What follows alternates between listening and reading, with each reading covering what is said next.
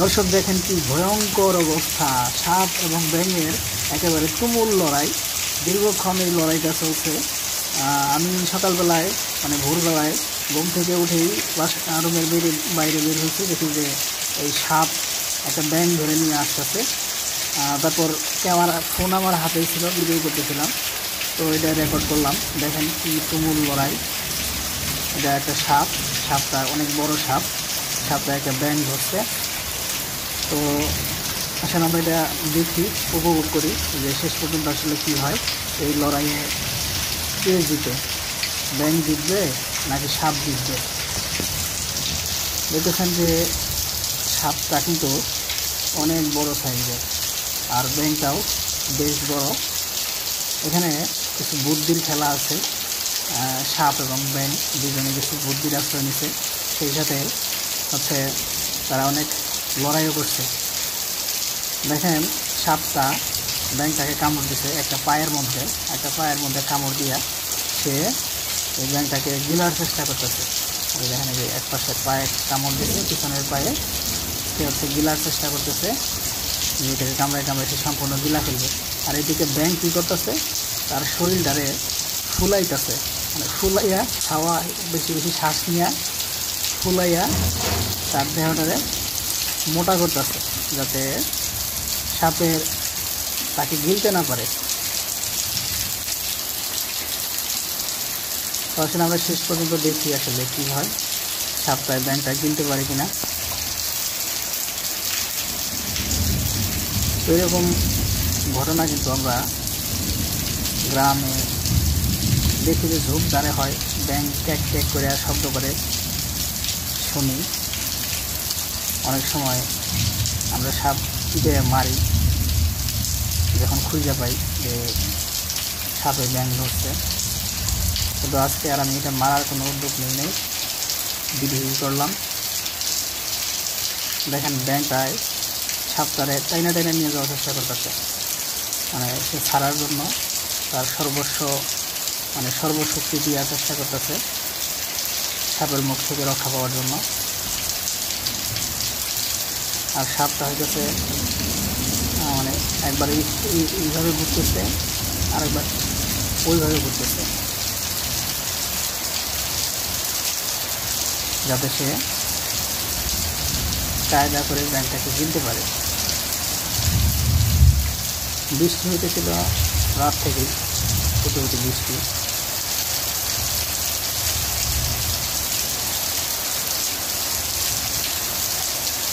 তো এদিকে আশেপাশে প্রতি বৃষ্টি না, ভালো বৃষ্টি হয়েছে। এদিকে দেখেন পানিতে কিন্তু একেবারে ভরে গেছে, বাসার ভিতরে পানি চলে আসছে।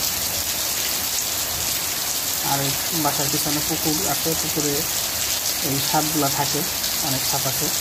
সেখান থেকে একটা সাপ মনে হয় সকালবেলা বাড়ির এইদিকে খালি পাইছে, আর ব্যাঙ তার প্রিয় খাবার দেখা এখানে চলে আসছে। এইদিকে দেখেন আরেকটা ব্যাঙ আছে, এই ব্যাঙটা তার সঙ্গীকে সাপে ধরছে, এই জন্য সে ছটফট করতেছে।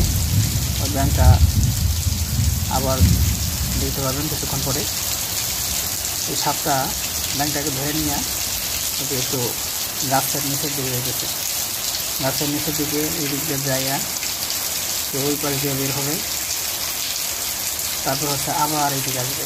দেখবেন যে ব্যাঙটা কত চেষ্টা করে তার মুখ থেকে ছোটার জন্য। সাপটাকে এক পর্যায়ে ব্যাঙটা টাইনা নিয়ে আসার চেষ্টা করবে সামনের দিকে।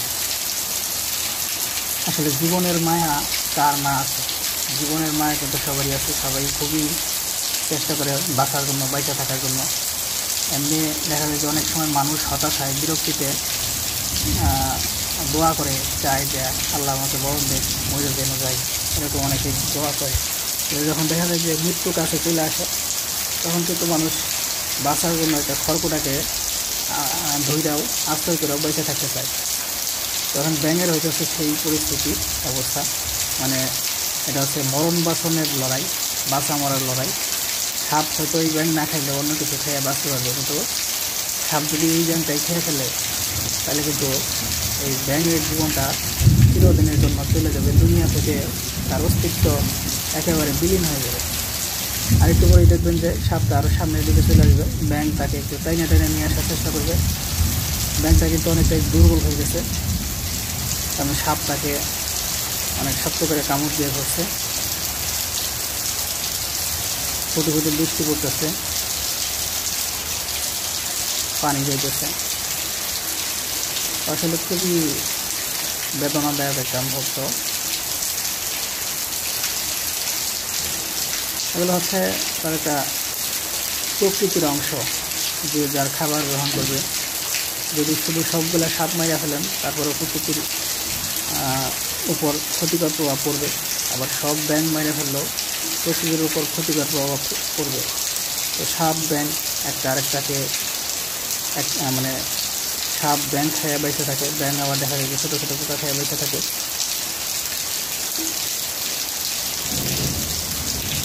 দেখেন এরা কিছুক্ষণ মানে ঝিল মেরে থাকে। মানে ব্যাঙ দেখেন, যেখানে একটা ব্যাঙ আছে, এই যে লাফায় লাফায় যাইতেছে, এটা এই ব্যাঙটার সঙ্গী। তার সঙ্গীকে সাপ ধরছে, এমন করে সে ছটফট করতেছে। এই জন্য এই দেখেন ব্যাঙটা এখন কিন্তু সাপটাকে টাইনা নিয়ে আসার চেষ্টা করতেছে।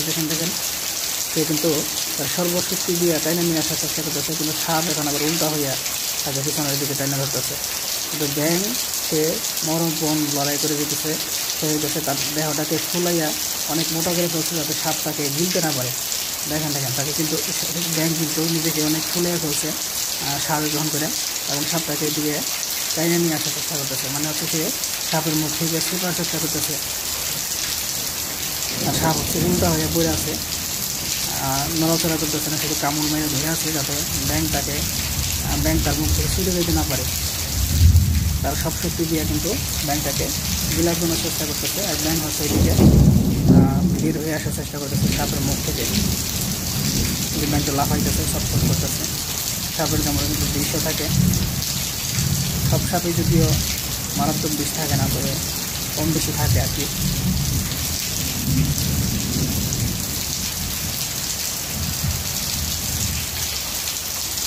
আসলে খুবই ট্র্যাজিক মুহূর্ত ব্যাঙটার জন্য।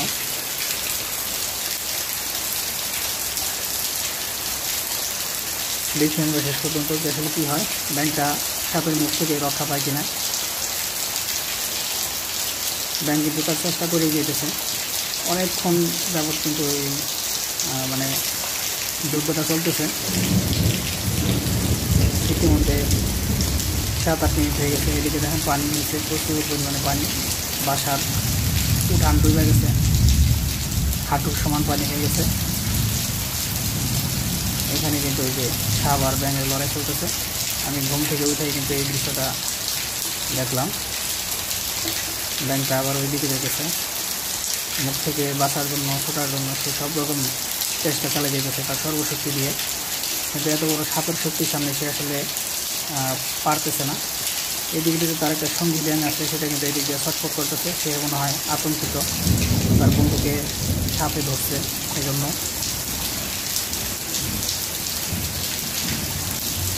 তো এরা কিন্তু খুবই অসহায় প্রাণী। দেখা যাবে যে তাদের সঙ্গীকে যদি সাপ খাইয়াও ফেলে, তাহলে কিন্তু আরেকটা যে সঙ্গী আছে ব্যাঙ, সে কিন্তু তার সঙ্গীকে উদ্ধার করতে পারবে না, রক্ষা করতে পারবে না। শুধু দেখা ছাড়া তার বন্ধুরা আর কিছুই করার থাকবে না। সাপের এই বিশাল দেহের কাছে, বিশাল দেহের যে শক্তি, সাপটা কিন্তু এদিকে আসতে থাকে। বিশাল দেহের যে শক্তি, সেই শক্তির সামনে কিন্তু ব্যাঙ মানে কী করতে পারতেছে না, মানে হচ্ছে পাইরে উঠতেছে না। এখন ব্যাঙটা অনেকটাই দুর্বল হয়ে গেছে, সে হচ্ছে উল্টা হয়ে আছে। কিন্তু সে এখনো মারা যায়নি, সে নিজের ফুলাই রাখছে যাতে সাপ তাকে গিলতে না পারে। আমরা আসলে শেষ পর্যন্ত দেখি যে কী হয়, ব্যাঙটা ছুটতে পারে কিনা সাপের মুখ থেকে। আপনাদের দেখে হয়তো কষ্ট লাগবে অনেক। দেখেন দর্শক এই যে ব্যাংক একটু ছুটে গেছে, মানে আমি এক মুহূর্তের জন্য ক্যামেরাটা একটু ওই দিকে ঘুরাইছিলাম, ওই সাপটা এখন পালাইতেছে, ক্যামেরাটা ওই দিকে ঘুরাইছিলাম পানি দেখানোর জন্য। তো এরই মধ্যে হচ্ছে এই সাপটা ব্যাংকটাকে ছেড়ে দিচ্ছে, সে গিলতে পারে নাই, কারণ এটা ছিল একটা কোনো ব্যাঙের চামড়া অনেক শক্ত থাকে, এবং হচ্ছে আবার ওই ব্যাংকটা নিজেকে অনেক ফুলে রাখছিল। ব্যাংক যে পরিমাণে ফুলাইছিল নিজেকে, সাপ এই জন্য তাকে গিলতে পারে নাই। এই যে দেখেন ব্যাংকটা এখানে দেখা যাইতেছে।